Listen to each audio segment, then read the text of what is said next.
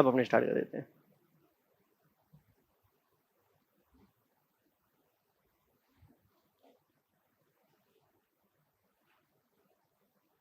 देखो, सबसे पहले अपने देखा था कृषि, एग्रीकल्चर जो अपना चैप्टर स्टार्ट हुआ है, कृषि के अंदर अपने देखा था इसके कुछ डाटा पड़े थे जो स्थिर कीमतों पर और प्रचलित कीमतों पर इसके कुछ डाटा पड़े थे। ठीक है, ये एग्रीकल्चर सेक्टर था, इसके कुछ उप क्षेत्र थे, वो अपने देखा था कौन से थे? पशुधन, फसल, वानिकी और मत्स्यन। अपने सबसे पहले एग्रीकल्चर सेक्टर के स्थिर कीमतों पर और प्रचलित कीमतों पर कुछ डाटा देखे थे। उसके बाद अपने देखा था ये ओवरऑल जो कृषि क्षेत्र है, इसमें जो सब सेक्टर है, इसके जो उप क्षेत्र है, इनका क्या योगदान है, ये किस सीक्वेंस में, सबसे उसके बाद अपने ये पढ़ा था। उसके बाद अपने क्या देखा था कि ये जो अपना पशुधन है, ये जो अपना पशुधन है, इसके अंदर कौन कौन से सेक्टर क्या योगदान देते हैं, ये चीज पड़ी थी। उसके बाद देखा था आपने जो ये फसल है, इसके अंदर उत्पादन मूल्य में कौन सबसे ऊपर है, उसके बाद कौन है जो इकोनॉमिक सर्वे में अपने 6 फसलें दे रखी है, उनके बारे में अपना पढ़ा था। ये चीज यहां तक पड़ी थी। ये अपना एग्रीकल्चर का एक सेगमेंट पूरा हो जाता है कि एग्रीकल्चर, उसके बाद उसके उप क्षेत्र, उसके बाद में उसके अंदर क्या योगदान देते हैं, ये चीज पड़ी थी। और इसके अंदर अपने देखा था कि यहां तक अपने पढ़ते हैं तब प्रचलित कीमतें यूज करते हैं, स्थिर कीमतें यूज करते हैं यहां तक कंपेयर करने के लिए, कि भाई यहां पर अपनी स्थिर कीमत भी यूज करते हैं और प्रचलित कीमत भी यूज करते हैं कंपेयर करने के लिए। इसके बाद जितनी भी चीजें देखते हैं वो सारी अपने किस पे देखते हैं? प्रचलित कीमतों पर, जो मार्केट वैल्यू है कि वर्तमान में अपना पशुधन कितना हुआ, फसल कितनी हुई, वो सिर्फ और सिर्फ इसमें कंपेयर नहीं करते अपने, सिर्फ देखते हैं वर्तमान में जो पिछला एक वर्ष है 25-26 का, उसमें अपना इतना पशुधन का मूल्य हो गया, इतना फसलों का हो गया। इसमें सारी अपनी प्रचलित कीमतें यूज करते हैं। और इससे पहले स्थिर कीमत क्यों यूज कर रहे हैं? क्योंकि अर्थशास्त्री इसमें कंपेयर करने के लिए यूज करते हैं कि पहले इतना था, अब इतना है। ठीक है, और यहां पे अपने देखा था कि ये जो दो डाटा है, जो ये पशुधन और फसल, इनके तो जो डाटा है उसमें यूज करते हैं अपने जीवीओ, यूज करते हैं जीवीओ। आपने देखा था जीवीओ क्या होता है, जीवीए क्या होता है, वापस मैं बता देता हूं। आपने देखा था सबसे पहले जीवीए, ये जो तीनों क्षेत्र हैं, कृषि, उद्योग और सेवा, ये कितना मूल्य अपना ऐड कर रहे हैं, कितना मूल्य संवर्धन कर रहे हैं, वो आता है जीवीए में। इसमें जितना भी कुल उत्पादन होता है जीवीए में, जीएसवीए, हाँ, ये स्टेट वाइज देखें तो जीएसवीए इसका। कृषि क्षेत्र,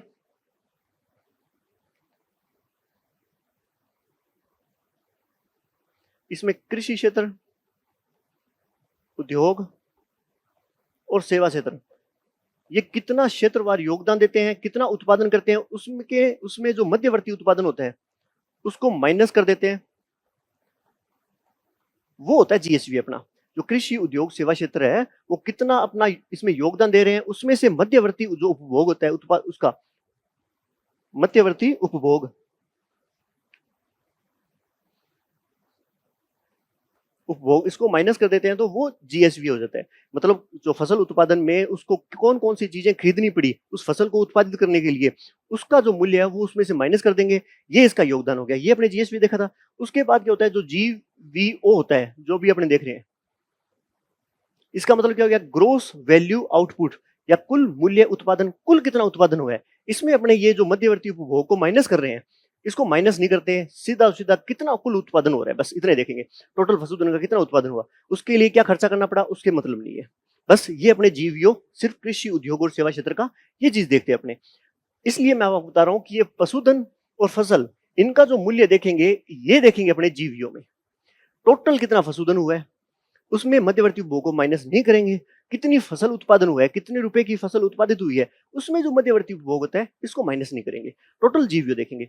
यहां तक अपने सीक्वेंस में चल रहे थे, ये समझ में आ गया एकदम कि कैसे कैसे चलेंगे। अब अपने एक बार विजन कर लेते हैं इन चीजों का। जो कृषि क्षेत्र है, इसकी 3 चीजें अपने देखी थी कि इसका प्रतिशत में योगदान कितना है, इसका मूल्य में योगदान कितना है, और पिछले वर्ष की तुलना में कितनी वृद्धि हुई है प्रतिशत में। ये 3 चीज देखने हैं अपने कृषि क्षेत्र में। ठीक है, तो इसमें अपने 2 कीमतें यूज की थी, स्थिर कीमत और प्रचलित कीमत। ये 2 कीमतें यूज की थी। भाई प्रतिशत में योगदान कितना है, मूल्य में योगदान कितना है, और वृद्धि दर पिछले वर्ष की तुलना में कितनी हुई है, ये चीज देखी थी। इसमें आपने देखा था प्रतिशत में,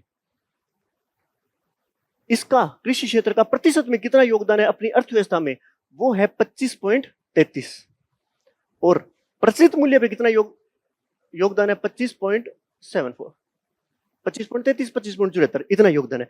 अब अपने देखें मूल्य में कितना है 2.23, 4.41, इतना लाख करोड़ ये मूल्य में इनका योगदान, ये प्रतिशत में और ये मूल्य में। और ये मूल्य आ कहां से रहा है, ये कौन सी पार्ट से घट रहा है, ये अपने जीवीए जितना भी आपने देखा था स्थिर मूल्य और प्रचलित मूल्य में, उस पार्ट में से ये 2.23 लाख करोड़ और 4.41 लाख करोड़ कट रहे हैं, ना कि अपनी जीडीपी में से। ठीक है, ये चीज कट रहा है। अब अपने देखते हैं कि वृद्धि कितनी हुई है पिछले वर्ष की तुलना में। इसमें हुई है 22, यहां पे आ रहा है तो 0.22% की वृद्धि, यहां पे 2 आ गया तो 3, 4, इन दोनों को जोड़ दो तो 7% की वृद्धि, इतनी अपनी पिछले वर्ष की तुलना में यहां पे वृद्धि हुई है। ये एक सेगमेंट कंप्लीट हो गया। ये जो अपने देखा था कि भाई ये वाला पार्ट सबसे पहले कंप्लीट हो गया। उसके बाद अपने देखते हैं कि इसमें अपने पशुधन, फसल, वानिकी और मत्स्य, इनका क्या योगदान है। इसके लिए अपने कहानी देखी थी कि एक किसान है, उसके खेत में उसके पास 49 पशु है, अपने देखा था 49 पशु है, और उसने कितने बीघा भूमि पर 43 मतलब एवरेज में 43, ये होता कितना है 42.60 है, 42.6 है, तो अपने इसको 43 मानते हैं एक बार, क्योंकि और इसके क्या इसके पास पशु कितने थे 49, 49 पशु थे, और उसने 43 बीघा भूमि पर कृषि कर रखी है। ये 43 बीघा भूमि पर इसने कृषि कर रखी है। उसके बाद इसके खेत में कितने पेड़ थे, 8 थे, और अब एक आधा आंधी से टूट गया तो कितने रह गए, 7.5 इसके पास पेड़ रह गए। इसके पास आधी मछली, एक मछली थी, आधी ये खा गया, तो ये मछली कितनी रहेगी, आधी मछली रहेगी, बस ये हो गया।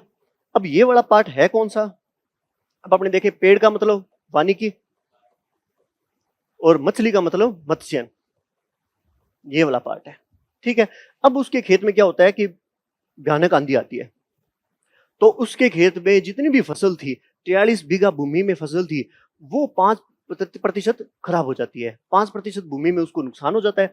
और वो क्या करता है, साल के लास्ट में अपने दिमाग का यूज करके जो नुकसान हुआ है वो किससे पूर्ति कर लेता है, पशुओं से दूध अधिक उत्पादित करके वहां से पूर्ति कर लेता है। तो इसमें क्या होता है, इसकी 5% की इसकी कमी हो जाती है, और यहां से साल के लास्ट में 5% की फायदा उठा लेता है। ये चीज हो गया। ये अपना जो एग्रीकल्चर सेक्टर है, जो अपना कृषि क्षेत्र है, उसमें ये सेक्टर वाइज इसके योगदान हो गए। पशुधन का 49% योगदान, फसल का 43% योगदान, पेड़ का इतना योगदान, और मछली का इतना योगदान, ये हो गया। ठीक है, उसके बाद अपने देखा था ये चीज होगी, इसका योगदान हो गया। अब अपने देखते हैं कि पशुधन और फसल, इसमें क्या योगदान रहता है। अब आपको बताता हूं कि ये अपने किस में देख रहे हैं, मैंने आपको बताया था प्रचलित कीमत पे, ये वाला सारा पार्ट अपने प्रचलित कीमत पे देखते हैं, वर्तमान मार्केट वैल्यू होती है उस पे देखते हैं। तो अपना प्रचलित कीमत पर मूल्य कितना है, 4.41 लाख करोड़ है, इसी का ही डिवाइडेशन हुआ है यहाँ पे, इसी 4.41 लाख करोड़ का यहाँ पे डिवाइडेशन हुआ है। ठीक है, अब अपने देखते हैं जो पशुधन है ये 49% है, तो मूल्य में ये कितना होगा,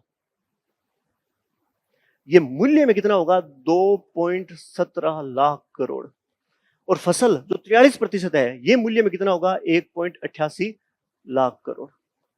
बस इतना सा देखना पड़ेगा, ये बहुत कम इंपॉर्टेंट हो जाते हैं, पर एक बार याद रखना है अपने को थोड़ा सा कि भाई पशुधन है ये 2.17 लाख करोड़ योगदान देता है, मतलब 49% इसका। ठीक है, और जो फसल क्षेत्र है वो 43% योगदान देते हैं, और ये मूल्य में हो जाता है 1.88 लाख करोड़। यहां तक अपने पढ़ लिया था। उसके बाद देखते हैं कि जो ये पशु है और ये फसल है, इसमें सबसे ज्यादा कौन है और उसके बाद कौन है, और फसलों में सबसे ज्यादा मूल्य में किसका योगदान है, कौन कौन सी फसलों, जो अपने मूल इकोनॉमी सर्वे में दिया गया वो अपने पढ़ा था। उसमें देखते हैं जो फसलें आती है, इस फसलें में अपने देखा था कौन सा मूल्य यूज करते हैं, जीवीओ का।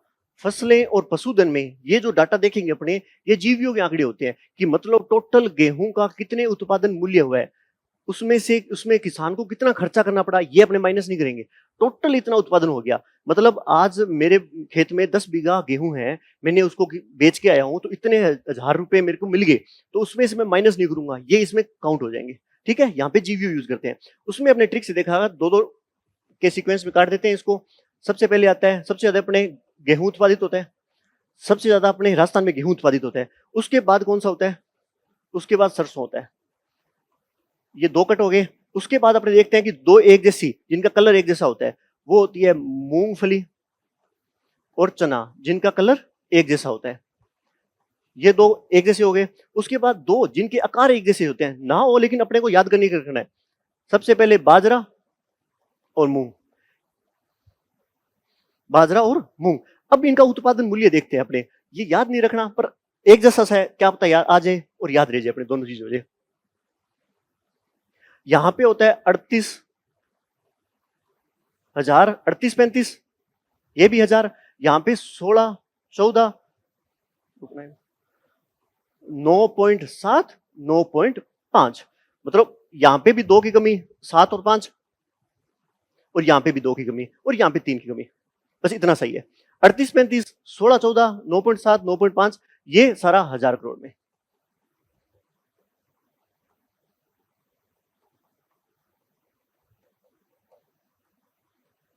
बस इतने मूल्य की अपनी गेहूं उत्पादित होगी, इतने मूल्य की सरसों, इतने, ये योगदान फसलों का इसमें आ गया अपने। उसके बाद अपने देखा था पशुधन। उसके बाद देखा था पशुधन। पशुधन अपने देखा था 49% योगदान देता है, और मूल्य में इसका है था 2.17 लाख करोड़। ये वहां पे अपने पढ़ लिया था। ठीक है, अब अपने देखते हैं जो अपना टोटल पशुधन है। टोटल जो पशुधन है इसमें सबसे ज्यादा क्या है, उसके बाद क्या है, उसके बाद क्या है, ये चीज देखते हैं। और ये आंकड़े अपने देखेंगे इसमें जीवीओ में, ये याद रखना है अपने को। उसमें अपने देखा था सबसे ज्यादा अपने दूध उत्पादित होता है। दूध उत्पादित टोटल पशुधन जितना भी मूल्य अर्जित कर रहा है उसमें 80% क्या है, दूध है। दूध उत्पादन टोटल मूल्य का 80% हो रहा है।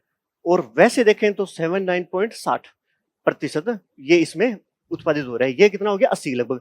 और बाकी जो बचा वो कितना होगा, 20%। ये 80 हो गया तो बाकी बचा 20% होगा। तो उसमें सबसे उसके नीचे आएगा मांस। मास मास आएगा, यहां पे 79.60 है, तो ये 7 यहां पे है तो 7 ही यहां पे आ जाएगा। 7 यहां पे है तो 7% ही यहां पे आ जाएगा। उसके बाद अपने देखते हैं अंडे।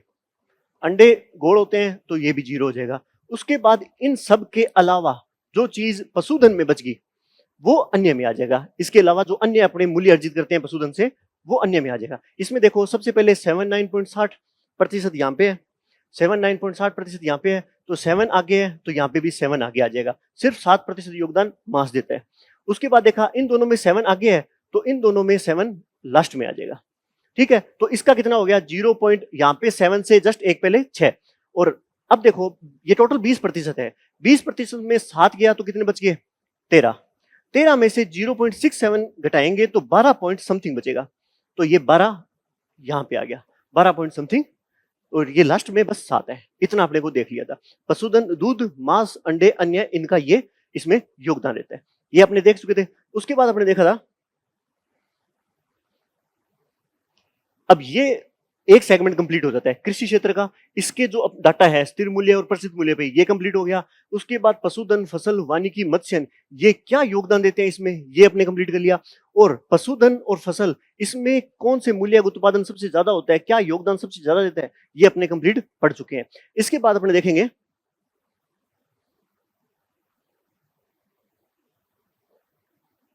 उसके बाद अपने देखा था कि भू उपयोग, टोटल अपनी जितनी भूमि है उसका वर्गीकरण करेंगे कि कौन से पार्ट पे क्या चीज होती है, वो अपने करेंगे भू उपयोग वर्गीकरण। इसमें आपको कल समझा दिया था, एक बार यहां से बता देता हूं कंप्लीट।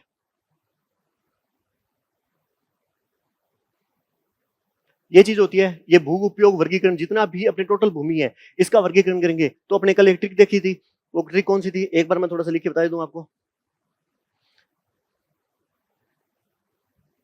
सब वन से यूके जाते हैं, वहां एसी की जो एसयूवी गाड़ी होती है उसमें घूमते हैं। यहाँ पे अपने को किसको इग्नोर करना है? यहाँ पे अपने को इग्नोर करना है से को, वहां को, बस इन दोनों को इग्नोर करना है, बाकी ये अपना कंप्लीट हो जाएगा। और दो अंक याद करे थे, एक लाइन पूरी, एक 53 आपको याद रखना है बस। उसके बाद 10, 8, 6, 5, 5, 5, उसके बाद 4 और 0, बस इतनी याद रखनी है।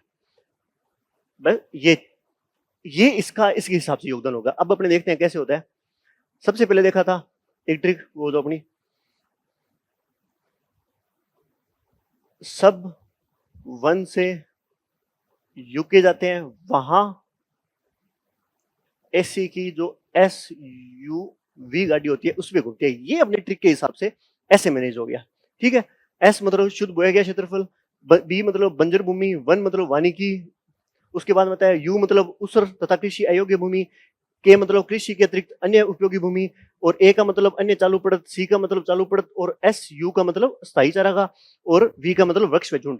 उसके बाद ये देखा था आपने डाटा, तो ये अपने सेम सीक्वेंस में यहाँ पे लिखा था कि 53, 10, 8, 6, 5, 5, 5, 4 और 0, ये अपने लाइन लिखी थी, इसी हिसाब से ये डाटा है। 5 का आपने देखा था, ये तीनों एक जैसे हैं, तो इसको याद करने के लिए 5.96, 6 यहाँ पे है तो 6.2, 2 यहाँ पे है तो 2.2, बस ये इनको तीनों एक जैसे हैं तो इनको थोड़ा सा देख लिया। ये इस हिसाब से इनका योगदान है। मैंने बताया था शुद्ध बोया गया क्षेत्रफल मतलब टोटल शुद्ध रूप से पिछले वर्ष जहां पे अच्छे से कृषि की गई थी शुद्ध रूप से, वो है शुद्ध बोया गया क्षेत्रफल। बंजर भूमि जहां पे कृषि अयोग्य भूमि होती है, जहां पे कृषि अपने नहीं की जा सकती, वो बंजर भूमि होगी। वानिकी कृषि क्षेत्र में आपने देखा था कि अपने कृषि के साथ साथ जहां पे पेड़ और जो बाग या ये चीज उगाते हैं, झाड़ियां उगाते हैं जिनसे अपने मूल्य अर्जित कर सके, पेड़ और झाड़ियां, यहां से आ जाता है वानिकी जो कृषि के पास होती है। वानिकी आ गया। उसर अपने देखा था लवणीय और जो क्षारीय भूमि होती है, जो अनुपजाऊ भूमि होती है, जिनको अपने उपचार के द्वारा सही कर सकते हैं। लेकिन पिछले वर्ष अपनी टोटल जो उसर भूमि इतनी थी, ये हमने देख लिया 6% के पास। उसके कृषि के अतिरिक्त अन्य उपयोगी भूमि, जहां पे कृषि नहीं की जा रही है लेकिन वो यूजफुल भूमि है, जहां पे रेजिडेंस या उद्योग या अन्य उपयोग के लिए अपने उस भूमि को यूज कर रहे हैं, वो कितनी है कृषि के अतिरिक्त अन्य भूमि, वो हमने देखा था 5.96। उसके बाद ये 2 टर्म आई थी, चालू पड़त और अन्य चालू पड़त। मतलब कुछ कारणों की वजह से अगर अपने भूमि जो उपजाऊ है लेकिन उसको फिर भी खाली छोड़ रहे हैं, जहां पे कृषि नहीं कर रहे हैं, वो अलग अलग कारण हो सकते हैं कि कृषि उस भूमि की उपजाऊता बढ़ जाए, या आर्थिक कारण हो गए, या जल की उपलब्धता अपने पास नहीं है। उन कारणों की वजह से अगर 1 साल या उससे कम समय के लिए अगर भूमि को खाली छोड़ रहे हैं तो वो आएगा चालू पड़त। 1 साल से अधिक समय के लिए अगर वो भूमि खाली पड़ी है तो वो आएगा अन्य चालू पड़त में। ये अन्य चालू पड़त में स्थायी चारागाह, अपने को बताया चारागाह भूमि के लिए, जहां पे पशुओं के चारागाह के लिए जो भूमि रिजर्व रखी हुई थी वो इतनी थी। उसके बाद है वृक्ष और झुंड जैसा भाग, वो कौन कितनी भूमि पर, 0.11% भूमि पर ये किए जा रहे थे। यहां तक अपने देख लिया था। अब यहां से अपना नेक्स्ट चैप्टर स्टार्ट होता है। यहां तक अपने टोटल पढ़ चुके हैं। अब देखो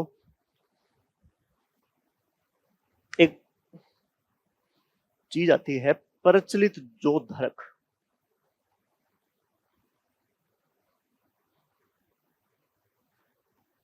ये क्या चीज होती है प्रचलित जोत धारक? ये आपको बताता हूं। प्रचलित, सबसे पहले देखो प्रचलित क्या चीज होती है। प्रचलित का मतलब होता है ऑपरेशनल, जहां संचालन, जो उस जगह पे संचालित कर रहा है चीजें, ठीक है, वो होता है प्रचलित का मतलब। अलग अलग मतलब होते हैं। यहां पे अपने आसान अर्थों में देखें, जो ऑपरेशनल या संचालन जो चीज कर रहा है वो होता है प्रचलित। जोत धारक क्या चीज होती है? जोत धारक में आपको 2 चीजें बताता हूं। एक होता है भूस्वामी और एक होता है जोत धारक। ये दोनों कौन होते हैं? भूस्वामी, जिसके पास कागजी रूप से वो भूमि है, वो हो गया भूस्वामी, लैंड ओनर। मतलब मेरी भूमि, मेरे, मैं उसका मालिक मैं हूं, तो वो हो गया भूस्वामी। जो धारक कौन होता है? वो होता है लैंड होल्डर, मतलब जिसके कंट्रोल में वर्तमान समय में भूमि है। वो भूस्वामी भी हो सकता है, वो भूस्वामी भी हो सकता है जो धारक, या जिसने भूस्वामी से वो भूमि किराए या लीज पे ले रखी है। समझे?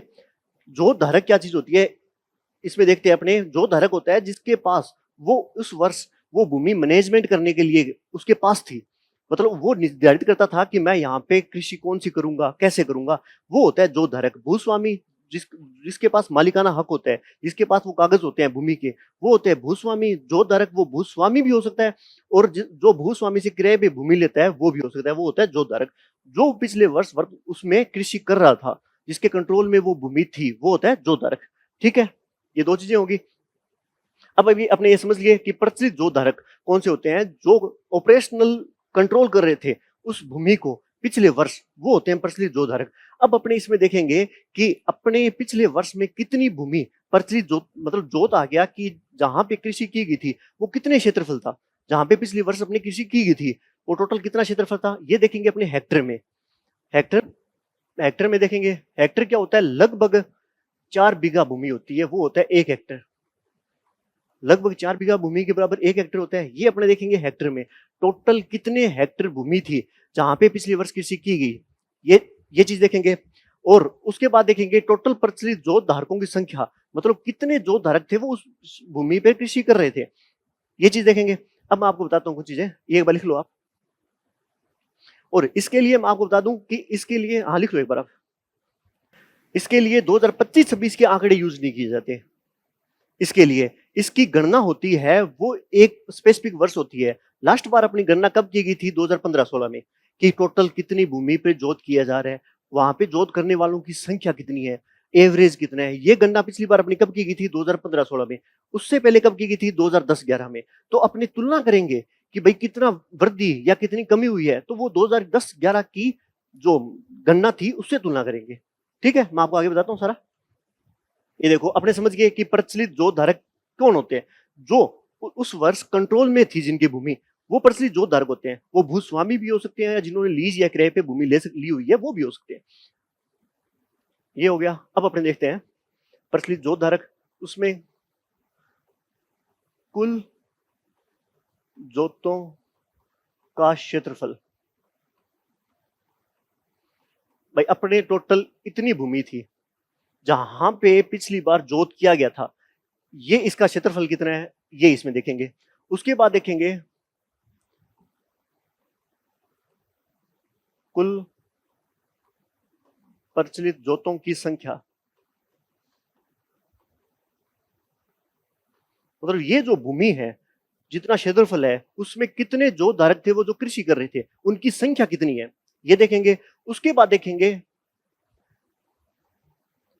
औसतकार, मतलब पर पर्सन कितना हिस्सा आ रहा है इस हिसाब से।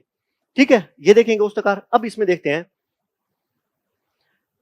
ये गणना 2015-16 की, और इससे पहले जो तुलना करेंगे अपने प्रतिशत में वो होगी 2010-11। ये आधार वर्ष नहीं है 2010-11, ये जो गणना का वर्ष है जिसमें पहले गणना की गई थी उससे अपने तुलना करेंगे, ये आधार वर्ष में नहीं आएगा। देखो, सबसे पहले अपने देखते हैं कुल जोतों का क्षेत्रफल कितना था 2015-16 में जब हमने गणना की, उसमें था 208 लाख हेक्टेयर। टोटल 2015-16 में कुल जोतों का क्षेत्रफल वो कितना था, 208 लाख हेक्टेयर।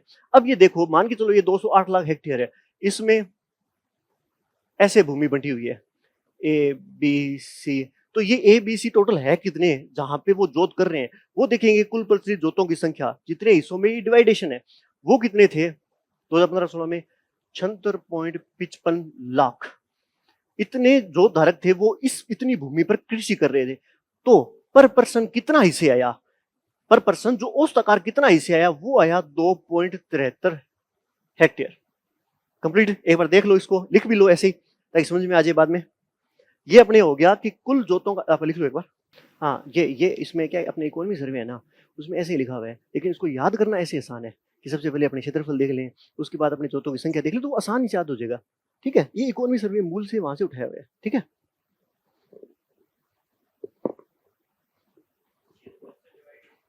हाँ हाँ, इसको अपनी डिवाइडेशन करें ना इससे, तो इतना आएगा 2.72, मतलब पॉइंट समथिंग आएगा, तो 73 हेक्टेयर हो जाता है। अब अपने देखते हैं, ये कुल जोतों का क्षेत्रफल इतना था, उसमें इतने जोत धारक थे वो कृषि कर रहे थे, और एवरेज अपना इतने हिस्से आ गया। अब व्यक्ति, मतलब जिनके कंट्रोल में वो भूमि है, वो कितने बंदे हैं, वो थे 76.55 लाख इंसान, ऐसे भूमि जो जोत धारक थे। अब अपने देखते हैं कि 2010-11 से अपने जब तुलना करें कि भाई 208 लाख हेक्टेयर इतनी भूमि है जहां पे कृषि की गई थी, जितने जोत का क्षेत्रफल था। तो 2010-11 में कितना था, उसमें कितना परिवर्तन हुआ है। अब अपने नॉर्मल सोच के देखें कि जो भी क्षेत्रफल है उसमें कमी आई होगी या वृद्धि होगी। उसमें सिंपल है, कमी आई होगी, क्योंकि जहां पे पहले जितनी कृषि की जा रही थी उतनी अब नहीं की जा रही है, उसकी उसमें कमी आई है क्षेत्रफल में। उसके बाद देखें कुल प्रचलित जोतों की संख्या, जितने जोत धारक थे उनमें कमी आई है या वृद्धि। उसमें अपने देखते हैं कि जैसे वंश बढ़ता है भूमि बढ़ती जाती है, तो इसमें क्या हुआ है, जोतों की संख्या में वृद्धि हुई है। पहले आपके पास कंट्रोल थी, उसके बाद आपने भूमि दो हिस्सों में बांट दी, तब दो बंदों के पास कंट्रोल हो गया। वैसे इसमें वृद्धि हुई है, इसमें कमी हुई है। तो इसमें अगर कमी हुई है, इसमें वृद्धि हुई है, तो औसत आकार में तो कमी होगी। हाँ, पहले ज्यादा औसत आकार था, अब कम है। अब अपने देखते हैं, आसानी से इसको याद करते हैं। सबसे पहले देखते हैं कुल जोतों का जो क्षेत्रफल था उसमें कितने प्रतिशत की कमी हुई है। उसमें हुई है 1.24% की कमी। उसमें 1.24% की कमी। इतना अधिक था, 1.24% अधिक था भूमि का क्षेत्रफल, कुल जोतों का क्षेत्रफल।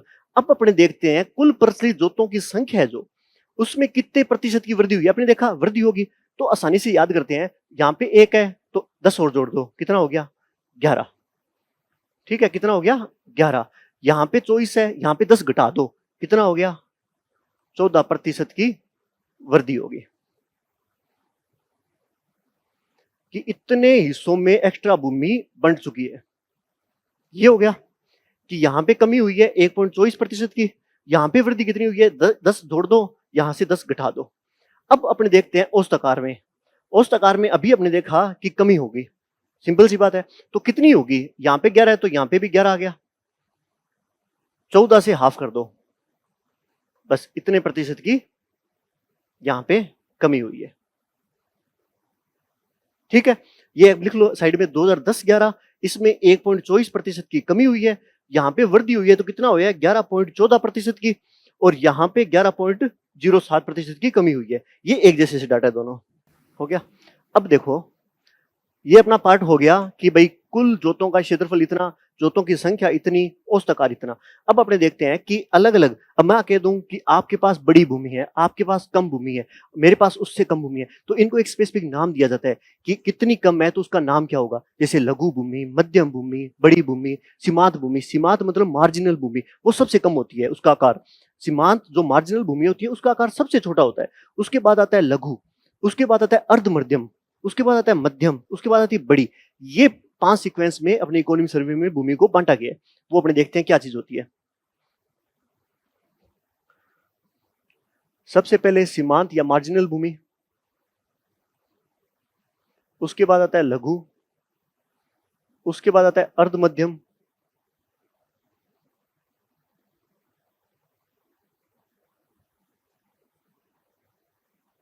उसके बाद आता है मध्यम, उसके बाद आती है बड़ी भूमि।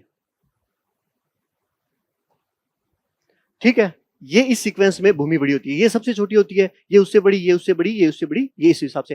अब अपने देखते हैं सीमांत भूमि होती है, उसका कोई तो आकार होगा फिक्स कि भाई इतनी बड़ी भूमि होगी उसको हम सीमांत भूमि कहेंगे। तो वो होता है 1 हेक्टेयर या कम। जिनका आकार 1 हेक्टेयर या उससे कम है उसको अपने सीमांत भूमि कहेंगे। लघु भूमि 1 से 2 हेक्टेयर, जिनका आकार 1 से 2 हेक्टेयर भूमि होगा उनको कहेंगे अपने लघु। ठीक है, 2 से 4 हेक्टेयर होगा उसको अर्ध मध्यम, 4 से 10 हेक्टेयर होगा उसको मध्यम, और जो 10 हेक्टेयर प्लस 10 हेक्टेयर से अधिक जिनका आकार होगा उसको बड़ी, वो भूमि कहेंगे, वृद्ध या बड़ी भूमि उसको कहेंगे। ठीक है, सीमांत, लघु, अर्ध मध्यम, मध्यम, बड़ी, इस प्रकार से अपने भूमि का डिवाइडेशन होता है। अब अपने देखा था अब अपने देखा था कि 200, एक बार लिख लो आप। ठीक है, अब अपने देखा कि इस हिसाब से भूमि बंटी हुई होती है कि सीमांत को ये होगी। अब अपने देखा कि कुल जोतों का क्षेत्रफल कितना है 208 लाख हेक्टेयर। इसको अपने उस डिवाइडेशन में बांटते हैं कि भाई सबसे ज्यादा कौन सी भूमि है, सबसे ज्यादा सीमांत है या सबसे ज्यादा लघु है या सबसे ज्यादा बड़ी है अपने राजस्थान में। तो उसमें अपने भी नॉर्मल अगर सोचें तो अपने पता होगा कि भाई बड़ी भूमि कम है, सीमांत बहुत ज्यादा है। इसी सीक्वेंस में बंटी हुई है भूमि, सबसे ज्यादा अपने सीमांत है उसके बाद लघु है, उसके बाद अर्धमध्यम, उसके बाद मध्यम, उसके बाद बड़ी। इस हिसाब से ही अपने बंटी हुई है। इसका आकार आपको याद नहीं रखना, बट एक बार मैं बता देता हूँ। मामूली सा आइंदा से अगर पूछ ही ले तो अपने बताया भाई सीमांत भूमि कितने प्रतिशत है, तो टोटल भूमि है उसमें सीमांत भूमि कितने प्रतिशत है, लघु कितने प्रतिशत है, उसमें 4 2 1 1 4 0 1 8 4, बस इतना प्रतिशत ये भूमि है। टोटल 4% के आसपास अपनी बड़ी भूमि है। उसके बाद में 14% मध्य भूमि है, अर्ध मध्यम, ये आकार के हिसाब से इस हिसाब से बंटी हुई है। ये हो गया फिक्स। उसके बाद अपने देखा कि टोटल अपनी भूमि 208 लाख हेक्टेयर है। टोटल भूमि 208 लाख हेक्टेयर है कुल जोतों का क्षेत्रफल 2015-16 में। तो उनमें सीमांत भूमि, लघु भूमि, अर्ध मध्यम, मध्यम, बड़ी, इनमें कितना अंतर आया है अपने देखा था 2010-11 में चेंज हुआ है। कितना चेंज हुआ है? इसमें आकार में 1.24% की कमी हुई है। कमी 1.24% की अपने यहां पे देखा था 1.24% की कमी हुई है। तो इसमें क्या अंतर हुआ है कि सीमांत भूमि बढ़ी है या कम हुई है, लघु भूमि बढ़ी है या कम हुई है? बढ़ी है। अपने को पता होगा कि बड़ी भूमि होगी वो तो कम हो रही है, मध्यम और ये होती है सीमांत, लघु, अर्ध मध्यम, मध्यम, इनमें बढ़ी हुई है, मतलब सीमांत, लघु, अर्ध मध्यम, इनमें बढ़ोतरी हुई है। ये देखा था। सबसे पहले अपने देखेंगे आकार में कितना अंतर हुआ है, जो 1.24% तो कमी हुआ है। इनमें सीक्वेंस देखेंगे। उसके बाद अपने क्या देखेंगे, टोटल जोतों की संख्या है, जो ये जो प्रचलित जोतों की संख्या है, इनमें क्या हुआ है कि जोतों की संख्या, जैसे ये मान के चलो कि सीमांत भूमि में 40 जोत धारक है जो कृषि कर रहे हैं, लघु में 20 है, अर्ध मध्य में इतने हैं। तो उनके 2010-11 में क्या परिवर्तन हुआ है, ये इसमें ज्यादा बड़े हैं, इसमें कम बड़े हैं, इसमें कम बड़े हैं, तो किसमें क्या अंतर हुआ है ये अपने देखेंगे। किसमें? जो जोतों की संख्या है वो।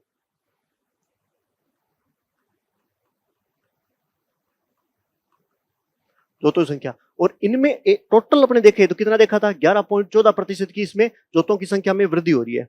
तो टोटल अपने 11.14% की वृद्धि हो रही है। ये आप इस हिसाब से टेबल बना लो, उसके बाद अपने समझते हैं इसको। सबसे पहले देख लो सीमांत, लघु, अर्ध मध्यम, मध्यम, बड़ी, इस ये भूमि है, इसमें जो आकार है उसमें किस हिसाब से परिवर्तन हुआ है, और जो संख्या है उसमें किस हिसाब से परिवर्तन हुआ है।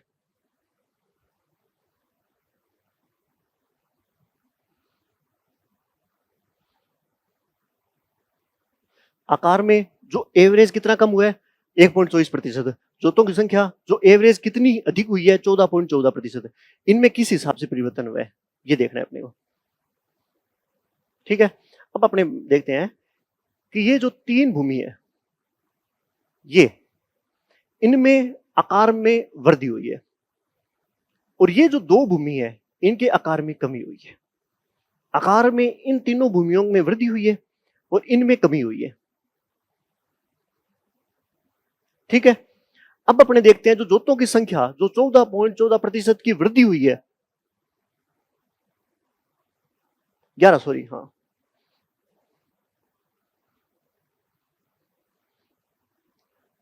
जो 11.14% की इसमें जो वृद्धि हुई है, उसमें देखते हैं तो उसमें यह होता है कि ये जो 4 पार्ट है यहां तक, इनमें वृद्धि हुई है और सिर्फ एक पार्ट में कमी हुई है। ये आप लिख लो।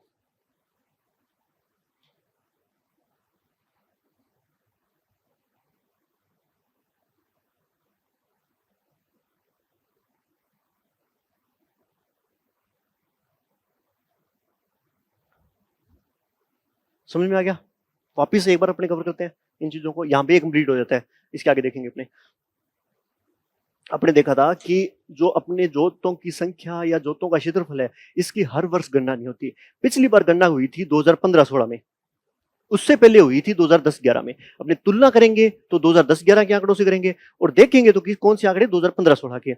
अपने देखा था टोटल भूमि जहां पे जोतों का क्षेत्रफल है, टोटल भूमि जहां पे जोत किए गए थे 2015-16 में जब गणना की गई थी, तो वो टोटल जोतों का क्षेत्रफल कितना था, वो था 208 लाख हेक्टेयर।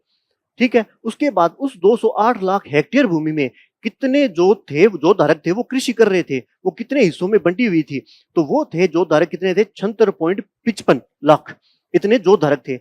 तो एवरेज जो औसत जो धारक संख्या कितनी आ जाएगी, मतलब भूमि कितने हिस्से आ जाएगी एवरेज पर पर्सन के हिसाब से, वो आ जाएगी 2.73 हेक्टेयर। ये अपने देख लिया था। कुल जोतों का क्षेत्रफल 208 लाख हेक्टेयर। कुल प्रचलित जोतों की संख्या जितने हिस्सों में वो भूमि बंटी हुई थी वो कितने थे, 76.55 लाख। औसत आकार पर पर्सन से कितनी आ गई भूमि, वो आ गई 2.73 हेक्टेयर। अब अपने देखा था कि जोतों के क्षेत्रफल में जहां पे पहले कृषि 2015-16 में की गई थी और 10-11 में उनमें कमी हुई है। कितनी कमी हुई है, वो हुई है 1.24% की कमी। और जितने हिस्सों में भूमि बंटी हुई है जोतों की जो संख्या है उसमें वृद्धि हुई है। वृद्धि कितनी हुई है, यहाँ पे 10 ज्यादा और यहाँ पे 10 कम, 11.14%। उसके बाद जो एवरेज आएगा तो एवरेज हमेशा ज्यादा होगा, एवरेज हमेशा कम होगा। एवरेज में कमी हुई है, कितनी हुई है, 2.73 हेक्टेयर पहले था, तो यहाँ पे आ जाएगा 11.07, मतलब 14 से हाफ, 11.07% की कमी होगी। उसके बाद अपने देखा था कि ये जो क्षेत्रफल है, जो आकार है, जो सीमांत, लघु, अर्ध मध्यम, मध्यम, बड़ी, इस हिसाब से बंटी हुई है। तो जो आकार है उसमें कितने किस में वृद्धि हुई है, किस में कमी हुई है, तो ये जो सीमांत, लघु, अर्ध मध्यम है इसमें वृद्धि हुई है और जो मध्यम और बड़ी है इसमें कमी हुई है। और एवरेज कमी कितनी हुई है, वो हुई है 1.24% की कमी हुई है। अब जो जोतों की संख्या है, जो जोत धारक वहां पे कृषि कर रहे थे, अपने देखा था 76.55 लाख कर रहे हैं। तो उसमें देखें तो उसमें इन तीनों भूमियों में सीमांत, लघु और अर्ध मध्यम में, इनमें तो और मध्यम में, इनमें तो वृद्धि हुई है और सिर्फ जो बड़ी भूमि है उसमें जोतों की संख्या में कमी हुई है। सिंपल है, पहले 10 बीघा 11 बीघा भूमि किसी के पास थी तो वो बंटने के बाद में हाफ हाफ होगी, तो सिर्फ इसमें ही बड़ी में ही कमी हो रही है, बाकी सब में वृद्धि हो रही है। ये चीज हो गया। अब अपने देखते हैं, ये अपना कंप्लीट हो गया। यहां पे आता है कि अपने देखा था कि 208 लाख हेक्टेयर टोटल अपना क्षेत्रफल है और 76.55 लाख वहां पे जो धारक कृषि कर रहे हैं इस भूमि पर, इतनी पे। अब अपने देखते हैं भाई इसमें महिलाएं कितनी है जिनके कंट्रोल में वो भूमि है और उनकी संख्या कितनी है महिलाओं की जहां पे वो महिलाएं कृषि करी। अब अपने को बताया कि राजस्थान गवर्नमेंट या इंडिया गवर्नमेंट महिला कृषि को बढ़ावा दे रही है। अपने जब पढ़ा था कि राजस्थान सरकार ने अपना विजन निर्धारित किया 2047 का, उसमें उसमें महिलाओं और युवाओं की भागीदारी को बढ़ावा दिया है। तो इसमें महिला और युवा अगर कृषि करेंगे तो सरकार उसमें योजनाएं देती है, उनको वित्तीय लाभ देती है। अगर महिलाओं के कंट्रोल में वो भूमि है तो उसमें वित्तीय लाभ देती है, तो इसलिए महिलाओं के हिस्से मतलब नाम अधिक भूमि हो रही है। तो वो कितनी हो रही है वो अपने देखते हैं। टोटल अपने देखा था 208 लाख हेक्टेयर टोटल भूमि है, तो इसमें से 16.55 लाख हेक्टेयर वो भूमि है जो महिलाओं के कंट्रोल में।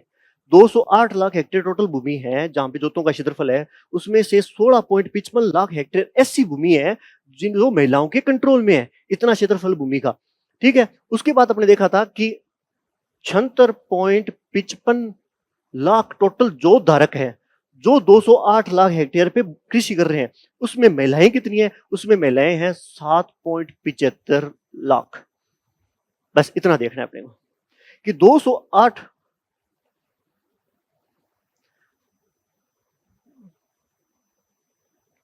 ऊपर लिखता हूं मैं,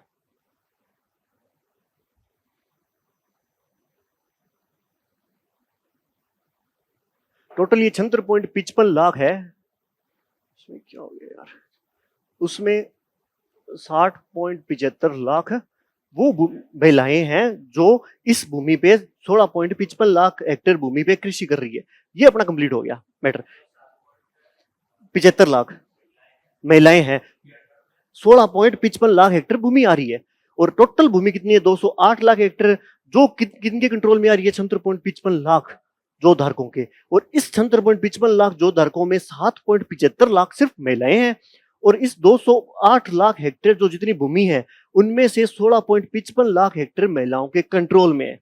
बस इतना देख लिया, ये आप लिख लो, एक बार लिखा होगा तो याद हो जाएगा इसी सीक्वेंस में। ऐसे लिखना, दोनों डाटा लिख लेना, उसके बाद ये महिलाओं वाला आगे लिख लेना ताकि कंपैरिजन में आपको आसानी से याद हो जाए। ये हो गया। अब अपने देखो ये डायग्राम से है कि 2010-11 में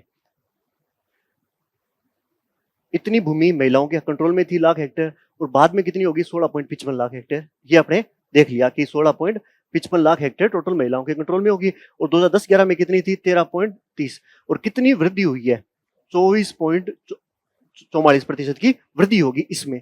और ये आगे पढ़ेंगे ये अगला हिस्सा कि भाई ये जो महिलाओं के कंट्रोल में है उसमें सीमांत भूमि इतने प्रतिशत है जो महिलाओं कंट्रोल में है, और बड़ी इतनी है, मध्यम इतनी है, लघु और अर्ध मध्यम इस हिसाब से है।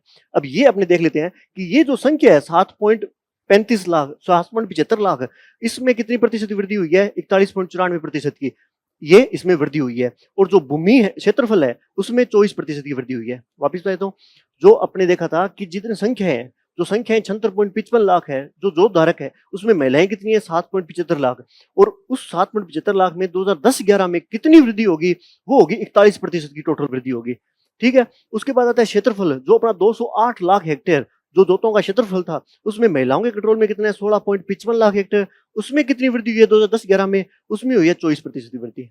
ठीक है, इतना देख लिया।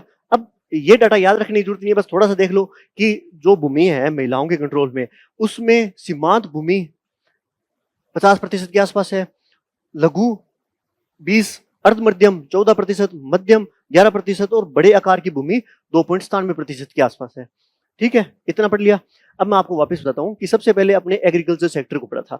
एग्रीकल्चर सेक्टर में आपने देखा था कि स्थिर कीमत और प्रचलित कीमत पर इनके ये ही योगदान है। उसके बाद एग्रीकल्चर सेक्टर को अपने अलग किया था, तो इसके उप सेक्टर, जो सब सेक्टर है, उसमें डिवाइडेशन किया था कि फसल इतना योगदान देती है, पशुधन और मत्स्य वानिकी इतना योगदान देते हैं। उसके बाद आपने देखा था जो फसल और पशुधन है, उसको डिवाइडेशन किया था कि इसमें सबसे ज्यादा योगदान कौन देता है पशुधन में, और फसल में सबसे ज्यादा योगदान कौन देता है। इसमें देखा था, उसमें ये अपने फसल और पशुधन ये जीवीओ में आंकड़े लेते हैं, अपने देखते हैं। उसके बाद में अपने देखा था कि ये अपना एग्रीकल्चर सेक्टर कंप्लीट हो जाता है। उसके बाद अपने जो भूमि उपयोग वर्गीकरण है, जो भूमि है टोटल, उसका कैसे कैसे उपयोग किया जा रहा है, कितने भूमि पर वानिकी हो रही है, कितने ऊसर भूमि है, कितनी बंजर भूमि है, कितने पे चारागाह किया जा रहा है, ये अपने डिवाइडेशन किया था। ठीक है। उसके बाद अपने देखा था कि अपने जो टोटल जोत है, जहां पे प्रचलित जो 2015-16 में गणना की गई थी, वो जोतों का क्षेत्रफल कितना है, जहां पे कृषि की गई थी वो, और उस वहां पे जितने जोत धारक थे उनके देखा, और उस एवरेज अपना कितना है। उसके बाद देखा तो अपने जितने भी 208 लाख हेक्टेयर जोत का क्षेत्रफल है, उसमें महिलाएं कितनी है, और टोटल जो जोतों की संख्या है 76.55 लाख, उनमें महिलाएं कितनी है, और इनमें कितनी वृद्धि हुई है 2010-11 की गणना के अनुसार। इतना अपने पढ़ा था, बाकी अपने पढ़ेंगे कल।